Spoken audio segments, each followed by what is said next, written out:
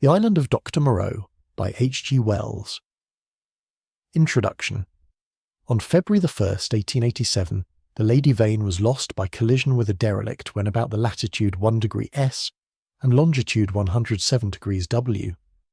On January 5th, 1888, that is 11 months and 4 days after, my uncle Edward Prendick, a private gentleman who certainly went aboard the Lady Vane at Callao and who had been considered drowned, was picked up in latitude 5 degrees 3 S and longitude 101 degrees W in a small open boat of which the name was illegible, but which is supposed to have belonged to the missing schooner Ipecacuanha. He gave such a strange account of himself that he was supposed demented.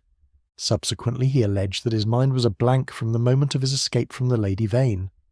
His case was discussed among psychologists at the time as a curious instance of the lapse of memory consequent upon physical and mental stress.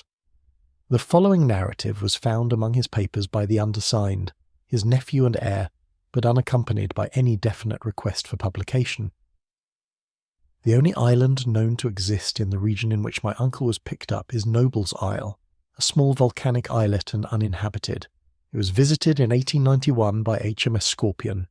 A party of sailors then landed, but found nothing living thereon except certain curious white moths, some hogs and rabbits, and some rather peculiar rats, so that this narrative is without confirmation in its most essential particular. With that understood, there seems no harm in putting this strange story before the public in accordance, as I believe, with my uncle's intentions. There is at least this much in its behalf.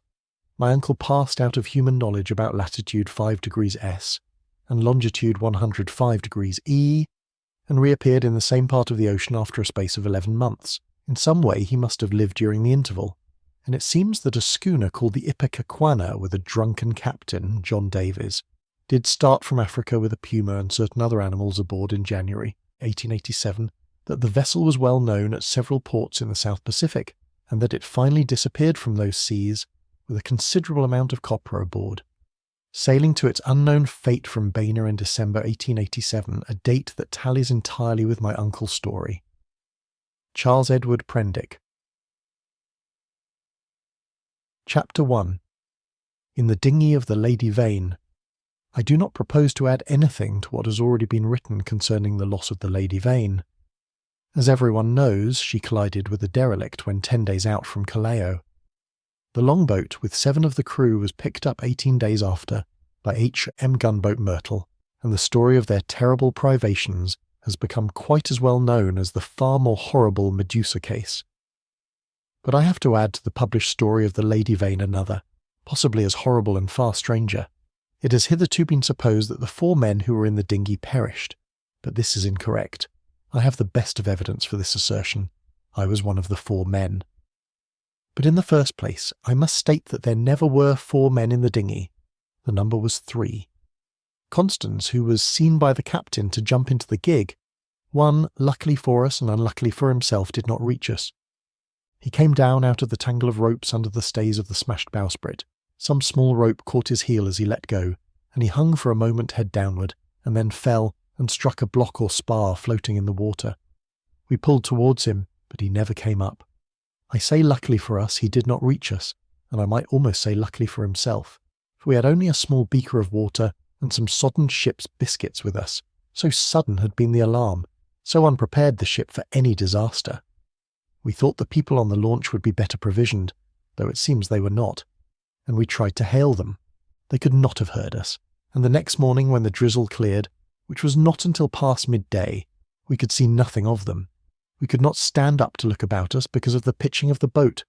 The 2 other men who had escaped so far with me were a man named Helmar, a passenger like myself, and a seaman whose name I don't know, a short sturdy man with a stammer. We drifted famishing, and after our water had come to an end, tormented by an intolerable thirst, for 8 days altogether. After the 2nd day the sea subsided slowly to a glassy calm. It is quite impossible for the ordinary reader to imagine those 8 days. He has not, luckily for himself, anything in his memory to imagine with. After the 1st day we said little to one another, and lay in our places in the boat and stared at the horizon, or watched, with eyes that grew larger and more haggard every day, the misery and weakness gaining upon our companions. The sun became pitiless. The water ended on the 4th day, and we were already thinking strange things and saying them with our eyes. But it was, I think, the 6th, before Helmar gave voice to the thing we had all been thinking. I remember our voices were dry and thin, so that we bent towards one another and spared our words. I stood out against it with all my might, was rather for scuttling the boat and perishing together among the sharks that followed us. But when Helmar said that if his proposal was accepted we should have drink, the sailor came round to him. I would not draw lots, however, and in the night the sailor whispered to Helmar again and again, and I sat in the bows with my clasp knife in my hand, though I doubt if I had the stuff in me to fight. And in the morning I agreed to Helmar's proposal, and we handed halfpence to find the odd man. The lot fell upon the sailor, but he was the strongest of us, and would not abide by it, and attacked Helmar with his hands. They grappled together and almost stood up.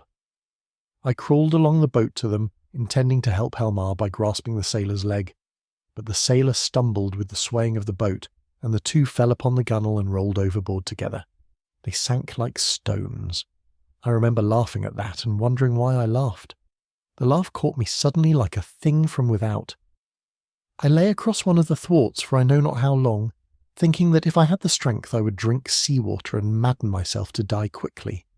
And even as I lay there I saw, with no more interest than if it had been a picture, a sail come up towards me over the skyline.